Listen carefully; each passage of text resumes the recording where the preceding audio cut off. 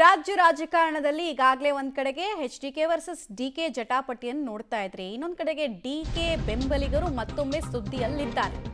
ಮತ್ತೆ ಸಂಕ್ರಾಂತಿ ಜಪ ಮಾಡಿದ್ದಾರೆ ಶಾಸಕ ಬಸವರಾಜ್ ಶಿವಗಂಗಾ. ಸಂಕ್ರಾಂತಿ ನಂತರ ನಮಗೆ ಸಿಹಿ ಸುದ್ದಿ ಸಿಗುತ್ತೆ ಅಂತ ಹೇಳ್ತಿದ್ದಾರೆ. ಜನವರಿ 16ನೇ ತಾರೀಕಿನ ನಂತರ ನಾನು ಮಾತಾಡ್ತೀನಿ ಅಂತ. ಫಸ್ಟು ಸೆಷನ್ ಆದ್ಮೇಲೆ ಮಾತಾಡ್ತೀನಿ ಅಂದ್ರು, ಆಮೇಲೆ ನ್ಯೂ ಇಯರ್ಗೆ ಮಾತಾಡ್ತೀನಿ ಅಂದ್ರು. ಮಾತಾಡೋದು ಮುಂದಕ್ಕೆ ಹೋಗ್ತಾನೆ ಇದೆ. ರಾಯರೆಡ್ಡಿ ರಾಜಣ್ಣ ಅವರ ಹೇಳಿಕೆಗೆ ಮಹತ್ವ ಬೇಕಿಲ್ಲ ಅಂತ ಕೂಡ ಅದೇ 5 ವರ್ಷ ಮುಖ್ಯಮಂತ್ರಿಗಳು ಸಿದ್ದರಾಮಯ್ಯಗೆ ಕಂಟಿನ್ಯೂ ಆಗ್ತಾರೆ ಅನ್ನೋ ವಿಚಾರದಲ್ಲಿ ರಿಯಾಕ್ಷನ್ ಕೊಟ್ಟಿದ್ದಾರೆ. ಅವರೆಲ್ಲ ಮಾತಾಡೋದಕ್ಕೆ ಅವ್ರು ಯಾರು ಅಂತ ಹೇಳ್ತಿದ್ದಾರೆ. ಬಟ್ ಇವ್ರು ಮಾತ್ರ ಮಾತಾಡೋದಕ್ಕೆ ಲೈಸೆನ್ಸ್ ಸಿಕ್ದಂಗೆ ವರ್ತಿಸ್ತಾ ಇದ್ದಾರೆ. ಮತ್ತೆ ಸಂಕ್ರಾಂತಿಯ ಜಪ ಮಾಡಿದ್ದಾರೆ ಶಾಸಕ ಶಿವಗಂಗಾ ಬಸವರಾಜ್. ಹೈಕಮಾಂಡ್ ಹೇಳಿದೆ, ಯಾರು ಏನು ಮಾತಾಡಬೇಡ್ರಿ ಮುಖ್ಯಮಂತ್ರಿ ವಿಷಯ ಅಂತ. ಅದ್ರ ಮೇಲೂ ಅದಕ್ಕೂ ಜಾಸ್ತಿಯಾಗಿ ಮಾನ್ಯ ಮುಖ್ಯಮಂತ್ರಿಗಳೇ ಹೇಳಿದ್ದಾರೆ, ನಾವೆಲ್ಲ ಹೈಕಮಾಂಡ್ ತೀರ್ಮಾನಕ್ಕೆ ಬದ್ಧವಾಗಿದ್ದೀವಿ ಅಂತ. ಹೈಕಮಾಂಡ್ ತೀರ್ಮಾನ ಬದ್ಧ ಅಂತ ಮುಖ್ಯಮಂತ್ರಿಗಳು ಹೇಳಿದ ಮೇಲೆ ಬಸವರಾಜ ರೆಡ್ಡಿ ಯಾರವರು? ಅವ್ರ ಹೈಕಮಾಂಡ?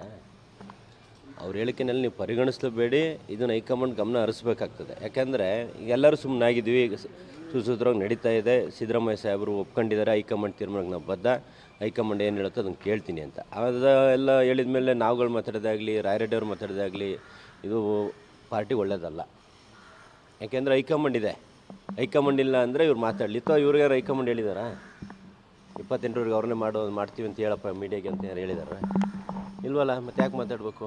ELPಲಿ ಆಯ್ಕೆ ಮಾಡಿರ್ತೀವಿ, 5 ವರ್ಷ 6 ವರ್ಷ ಅಂತಲ್ಲ, ಆಯ್ಕೆ ಮಾಡಿದ್ವಿ, ನಾವು ಒಪ್ಕೊಂಡಿದ್ದೀವಲ್ಲ ಅವ್ರನ್ನ ನಾಯಕರು ಅಂತ ಒಪ್ಕೊಂಡಿದ್ದೀವಿ, ನಾವೇನು ಒಪ್ಕೊಂಡಿಲ್ಲ ಅಂತ ಹೇಳ್ತಾ ಇಲ್ಲ.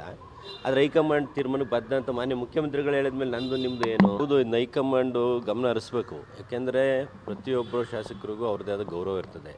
ಒಬ್ರಿಗೊಂದು ನೋಟಿಸ್ ಕೊಟ್ಟು ಇನ್ನೊಬ್ರಿಗೊಂದು ನೋಟಿಸ್ ಕೊಡ್ದಂಗೆ ಇರೋದು ಸರಿಯಲ್ಲ. ಈಗ ರಾಯರೆಡ್ಡಿ ಅವ್ರು ಪದೇ ಪದೇ ಅದನ್ನ ಹೇಳ್ಕೊಂತ ಬರ್ತಿದ್ದಾರೆ. ಅವ್ರೇನು ಹೈಕಮಾಂಡಲ್ಲ ಹೇಳೋಕ್ಕೆ. ಹೈಕಮಾಂಡ್ ತೀರ್ಮಾನ ಬದ್ಧ ಮಾನ್ಯ ಮುಖ್ಯಮಂತ್ರಿಗಳು ಹೇಳಿದ್ಮೇಲೆ ನಂದೇನು ರೀ, ನಿಮ್ದೇನು ರೀ? ಆದ ಕಾರಣ ಮಾನ್ಯ ಹೈಕಮಾಂಡ್ ಎಂಟ್ರಿ ಆಗಬೇಕು, ಬಸವರಾಜ ಅವರು ಬಾಯಿ ಮುಚ್ಚಿಸ್ಬೇಕು. ಅಲ್ಲ, ನೀವು ಡೆಡ್ಲೈನ್ ಕೊಟ್ರಿ ಈಗ 9, 6ನೇ ತಾರೀಕು ಅಂತ, ಹಂಗಾಗಿ ಅವರು 5 ವರ್ಷ ಅನ್ನೋ ಥರ ಡೆಡ್ಲೈನ್ಗಳು ಕೊಟ್ಕೊಂಡವ್ರೆ. ನಾನು 6, 9 ನಾನು ಕೊಟ್ಟಿಲ್ಲ, ನಮ್ಮ ಶಾಸಕರು ಹುಸೇನ್ ಆಗಿರ್ಬೋದು, ಯಾರಾಗಿರ್ಬೋದು. ಇಲ್ಲ, ಆ ಕ್ವಶನ್ ಅವ್ರನ್ನೇ ಕೇಳ್ರಿ. ನನ್ನ ಫಸ್ಟ್ ಟೈಮ್ ಗೆದ್ದಂತಹ ಶಾಸಕರು ಹಿರಿಯ ಸೀನಿಯರ್ ಪಾಲಿಟಿಷಿಯನ್ಸ್ ಅನ್ನ ಕೇಳೋ ಹಂತಕ್ಕೆ ಬಂದಿದ್ದಾರೆ, ಪ್ರಶ್ನೆ ಕೇಳೋ ಹಂತಕ್ಕೆ ಬಂದಿದ್ದಾರೆ. ಅವ್ರಿಗೆ ಹೈಕಮಾಂಡ್ ಹೇಳಿದ್ಯಾ ಅಂತ. ಫಸ್ಟ್ ಟೈಮ್ ಗೆದ್ದ ಶಾಸಕರುಗಳಿಗೆ ಹೈಕಮಾಂಡ್ 15ರ ನಂತರ ನಾವು ಸಿಹಿ ಸುದ್ದಿ ಕೊಡ್ತೀವಿ ಅಂತ ಹೇಳಿದ್ಯಾ ಅಂತ ಇನ್ನೊಬ್ರು ಕೇಳ್ತಾರೆ ನಾಳೆ ಅಷ್ಟೇ.